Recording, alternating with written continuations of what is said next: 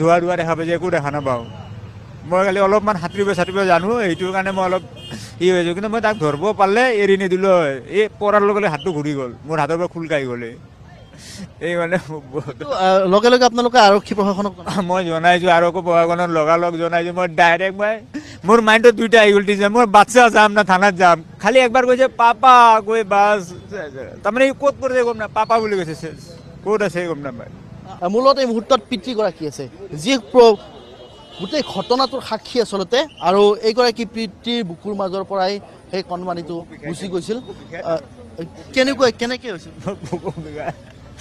একো পানী হৈছিল, এইফালে ৰাস্তাটো জাম আছিল, সেইটো চাইডে এটা ৰাস্তা আহো দিয়ে যাবও দিয়ে, দুইটাই দিয়ে। এইফালে মই ভাবিলোঁ এইটো ৰাস্তা বন্ধ আছে, এইফালে গ'লে পানী হ'ব, জামো হৈ আছে, মই এইফালেদি যাওঁ। এনেকৈ ভাবি গ'লোঁ, যাই থাকোঁতে অলপমান পানী আহি আছিল, আৰু সেইখিনি ৰাস্তাটো অলপমান বেয়া আছে, অলপ বালি আহি জমা হৈছে, তাতে শ্লিপ কৰাৰ লগে লগে ল'ৰাটো মই এনেকৈ ধৰিলোঁ, গাড়ী এৰি দিলোঁ। মই ল'ৰাটো হাতত ধৰিলোঁ, তাক ধৰিব যে ময়ে পৰি গ'লোঁ তাৰ লগত। পৰি যায় একেলগে পূৰা আহি গ'লোঁ তাৰ লগে লগে। আহি মই ইয়াতে অলপ 5 ফুটমান দেখা পালোঁ, তাৰপিছত আৰু দেখা নাপালোঁ। মই চিঞৰিছিল নেকি এই সময়ত? খালি একবাৰ কৈছে পাপা কৈ বাছ, তাৰমানে ক'ত পৰিছে গম নাপায়, পাপা বুলি কৈছে, ক'ত আছে গম নাপায়। অহাৰ আগত চাওমিন খাইছিল, ম'ম' খাই গৈছে, মোৰ দোকানত ম'ম' খাইছে, পানীৰ বটল দিলোঁ, আৰু কিবা খাবা নেকি পাপা, মই সুধিলোঁ, কৈছে নালাগে পাপা ব'লা এতিয়া ঘৰত যাওঁ লাহে লাহে। কিয় গৈছিল আপোনাৰ দোকান ইমান নিশালৈকে? কেতিয়া কিয় দোকানত? কাক? মাকে বজাৰ কৰিব আহিছিল, মোৰ তাতে থৈ গৈছে। মাকে বজাৰ কৰিলে মোৰ তাতে চলি থৈ গৈছে, চলিক মই ধুনীয়াকৈ বহাই থৈ দিছোঁ, বহি তাক ম'ম' চম' খাইছে। কিন্তু এতিয়া বৰষুণটোতো নকমে না, বৰষুণটো দিয়ে আছে লাহে লাহে, কমাই নাই। মই এতিয়া লাহে লাহে যাই থাকোঁ ইয়াৰ পৰা, গলক লৈ মই কেনেকৈ আহিছোঁ, মই নিজে নাই ধোৱা দেখা পাইছে, একো দেখা নাপাওঁ। মই খালি অলপমান সাঁতুৰিব জানো, এইটোৰ কাৰণে মই অলপ হৈছোঁ। কিন্তু মই তাক ধৰিব পাৰিলে এৰি নিদিলোঁ হয়। এই পৰাৰ লগে লগে হাতটো ঘূৰি গ'ল, মোৰ হাতৰ পৰা খোল খাই গ'লে। এই মানে লগে লগে আপোনালোকে আৰক্ষী প্ৰশাসনক মই জনাইছোঁ, আৰক্ষী প্ৰশাসনক লগালগ জনাইছোঁ। মই ডাইৰেক্ট মোৰ মাইণ্ডত দুইটা আহি গ'ল যে মোৰ বাচ্চা যাম না থানাত যাম, কোনটো কৰিম। মই আগতে বাচ্চা বা থানাত যাওঁ, মই ইমানটো কৰিব নোৱাৰোঁ না প্ৰশাসনৰ দিনা কামখিনি। মই আগতে থানাত গৈছোঁ চবৰ ফাৰ্ষ্টতে, ছাৰ এনে কথা।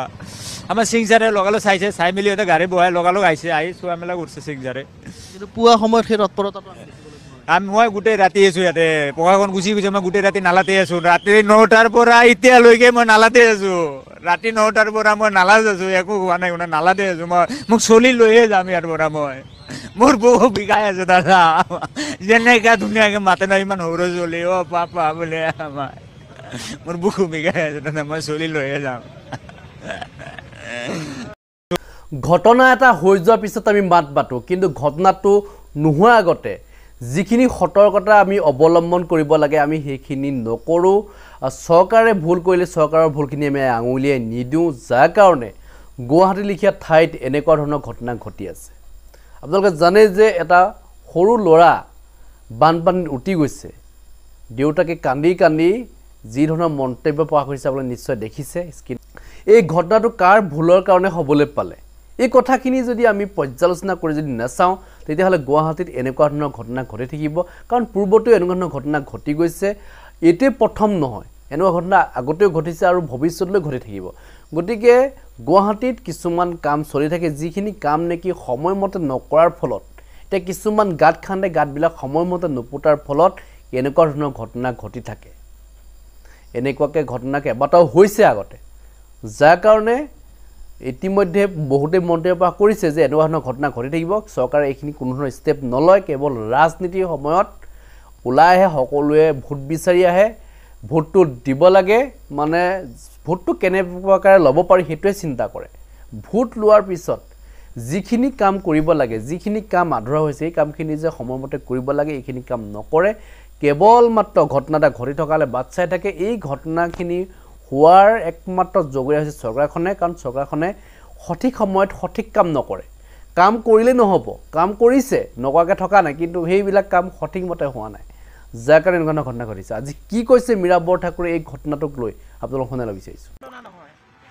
আগতেও আপুনি লিটিল ফ্লাৱাৰৰ ছোৱালী এগৰাকী যেতিয়া পানী পাইপ গাঁত পাইপ বান্ধিবৰ কাৰণে যিবিলাক গাঁত হয়, এতিয়াও আপুনি চাওক অভাৰব্ৰিজ ঠিকে বনি আছে, কিন্তু যিবিলাক গাঁত হৈছে এতিয়াও যদি এই ৰাস্তাটো যদি এইমাত্ৰ যদি বৰষুণৰ পানীত ডুব যায়, তেতিয়াহ'লে আপুনি মানুহ খোজকাঢ়ি আহিলেও তেওঁ পৰি তাত মৰিব।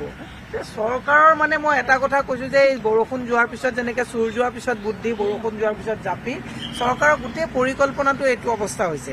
চৰকাৰে সদায় বাৰিষা যেতিয়া বৰ ঢল চলি থাকে তেতিয়া চৰকাৰে কামবিলাক কৰিবলৈ তৎপৰ হয়। গতিকে দুৰ্ভাগ্যজনক কথা, আজি মোৰ এই তেখেতৰ ল'ৰাটো, যিজন ল'ৰা উঠি গ'ল, তেওঁ পিতৃক লগ পাই অত্যন্ত দুৰ্ভাগ্যজনক কথা। আমাৰো ল'ৰা ছোৱালী আছে, কিন্তু এইটো প্ৰথম ঘটনা নেকি? এইটোতো আজি এনেকুৱা ঘটনা নহয়, আগতেও বহুত ঘটনা হৈছে। গতিকে মই মাননীয় মুখ্যমন্ত্ৰী ডাঙৰীয়াক এটা কথা কৈছোঁ, আপোনালোকে গাঁত চাত খান্দি যিবিলাক ব্যৱস্থা কৰে, এই লগে লগে তাক আকৌ ৰিপেয়াৰ কৰা ব্যৱস্থাটো নকৰে। এইটো অত্যন্ত দুৰ্ভাগ্যজনক কথা। এনেকুৱা ক্ষতি হ'ব নালাগে। সেইটো কাৰণে সকলোকে এটা কথা আহ্বান কৰিছোঁ যে চৰকাৰৰ ওপৰত ভৰসা কৰি থাকিলে নহ'ব। বাৰিষা যদি পানী চানী হয়, ঘৰতে আবদ্ধ থাকি, নেখাই হ'লেও ঘৰত আবদ্ধ থাকিব লাগিব, নহ'লেতো এনেকেই মানুহৰ প্ৰাণ গৈছে। খুব দুখ লগা ঘটনা এই কথা। বাইদেউ, মুখ্যমন্ত্ৰী ডক্টৰ হিমন্ত বিশ্ব শৰ্মাই এটা ভিডিঅ' কনফাৰেন্স কৰিছিল জিলা আয়ুক্তৰ লগত গণেশগুৰিৰ ঘটনাটোৰ পিছত, এগৰাকী কণমানিৰ মৃত্যু হোৱাৰ পাছতেই এই যিসমূহ নলা নৰ্দমা আছে, তেওঁ নিৰ্দেশ দিছিল জিলা আয়ুক্তক যাতে নলা নৰ্দমাসমূহ বিপদসংকুল অৱস্থাত আছে। এখন মুখ্যমন্ত্ৰীয়ে চব নাটক কৰে। মুখ্যমন্ত্ৰী এইবিলাক হৈছে পলিটিকেল ষ্টাণ্ট। আপুনি এটা কথা চাওক, লিটিল ফ্লাৱাৰৰ ছোৱালীজনী যেতিয়া ঢুকাইছিলে, তাৰপিছতে আপুনি যদি নাৰেংগীত দাস, মই নামটো পাহৰিছোঁ, এজন খুব ভাল সফল ডেকা ল'ৰা, তেওঁ গাঁতত পৰি ঢুকাইছে।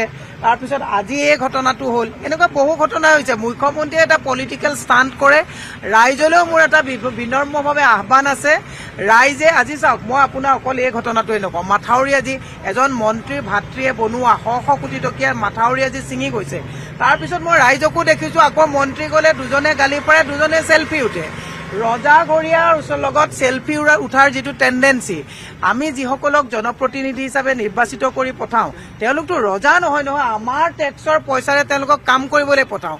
তাৰপিছত তেওঁলোকে বানপানী সাহায্য দিবলৈ যাওঁতে ৰাইজেও ককবকাই থকা অৱস্থাত চেল্ফি উঠাৰ টেণ্ডেঞ্চিটো আঁতৰাই জবাবদিহি কৰিব লাগে যে মাথাউৰি জিঅ' বেগ বা মাথাউৰি কিয় হোৱা নাই, এই গাঁতবিলাক কিয় ভালকৈ সম্পূৰ্ণ কৰিব পৰা নাই, মেৰামতি কৰিব পৰা নাই। এই কথাবিলাকত ৰাইজে পাহৰি, ৰাইজে নেতা দেখিলে যেতিয়া চেল্ফি উঠে, গতিকে নেতাইও পাহৰি যায় নেতাৰ দায়িত্ব কি। বাইদেউ, গুৱাহাটী মহানগৰীত গোটেই আপোনাৰ SDRFৰ জোৱানসকল আজিকালি অভিযান চলাই আছে, তেওঁলোকে NDRFও আহিছে, GMC কৰ্মচাৰীও আছে, কিন্তু কথাটো হ'ল প্ৰতিটো কাৰ্যালয়ৰ হৃদপিণ্ড ইয়াতে, সকলো সা সুবিধা আছে, তৎসত্ত্বেও কিন্তু ইমান সময় উকলি যোৱাৰ পিছত গুৱাহাটী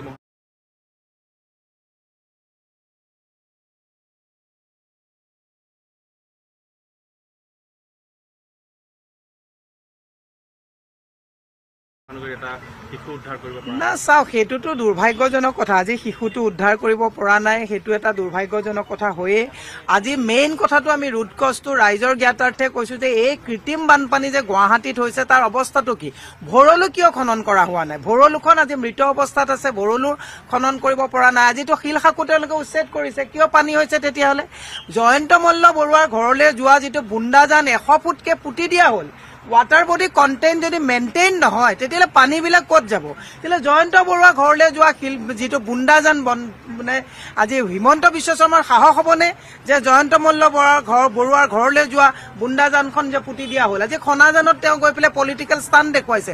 খনাজানৰ সেই চুইচ গেটখন বন্ধ কৰি ৰাখি আজি দীপৰ বিলখনক মৃতপ্ৰায় অৱস্থালৈ লৈ যোৱা হৈছে।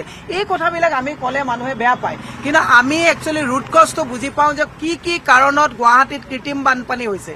এইবিলাক মুখ্যমন্ত্ৰী মহোদয়ৰ এটা পলিটিকেল ষ্টাণ্ট, আৰু তেওঁলোকক মই সেইকাৰণে এটা কথা কৈছোঁ, ৰাইজ সজাগ হ'ব লাগিব। ৰাইজে এটা কথা যে পানীৰ পাইপ যেতিয়া খান্দিবলৈ আহে, লগে লগে পাইপ বহুৱাৰ লগে লগে যাতে তেওঁলোকে আকৌ সেই গাঁত যাতে পুতি থৈ যায়, তাৰ কাৰণে ৰাইজে পহৰা দিব লাগিব, নহ'লে এইবিলাক দেখা পোৱা গৈছে যে গুৱাহাটীত যিকোনো এটা ঘটনা হ'লে যিহেতু শাসকীয় দলে এতিয়া ৰাজনীতি বিশেষভাৱে কৰে, আৰু কালি মেয়ৰে ক'লে যে যিটো নলাত পৰি উন্মুক্ত নলাত পৰি মৃত্যু হ'ল ল'ৰাটো, বা এতিয়ালৈকে যদি বাচি থাকে ভাল কথা, যদি বিচাৰি পায় তেনেধৰণে তেওঁ কৈছে যে এইটো বছৰ বছৰ ধৰি উন্মুক্ত হৈ আছে। যদি উন্মুক্ত হৈ আছে, তেওঁলোকে দায়িত্ব লোৱাৰ পিছততো ওপৰত স্লেব দিয়াৰ ব্যৱস্থা কৰিব লাগিব। মেয়ৰজনৰ কোনো দায়িত্বই নাই। মেয়ৰজনৰ মই এটা সাধাৰণ কথা কৈছোঁ, এই ঘটনাটো বুলিয়েই নহয়, খাওগলি যিটো আছে, তেওঁলোকে এই অভাৰব্ৰিজ বনাবৰ কাৰণে সিদিনাখন তেওঁলোকে তাত নটিচ দিছে যে য'ত যোৱা, আমি ক'ব নোৱাৰোঁ তোমালোক য'ত যোৱা। যিজন জনপ্ৰতিনিধি তেওঁ তাত দোকান দি থকা মানুহৰ পৰিয়াল ক'ৰ পৰা চলিব সেইটোৰে উত্তৰ তেওঁৰ হাতত নাই।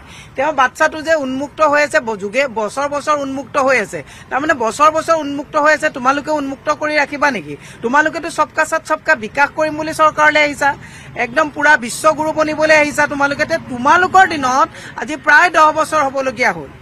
ওপৰত অভাৰব্ৰিজ, তলত কদৰ্য পৰিৱেশ, তলত মানুহ যাব নোৱাৰা এটা অৱস্থা হৈছে। এই কথাখিনি মই এটা কথা বিজ্ঞান শৰণীয়ালে প্ৰশ্ন এৰি পেলাই লাভ নাই। তেওঁক যি শিকাই দিয়ে তেনেকেই ক'বলগীয়া হয়। মই মুখ্যমন্ত্ৰী মহোদয়ক কৈছোঁ, পলিটিকেল ষ্টাণ্ট দিয়া এৰক, আন্তৰিকতাৰে কাম কৰক।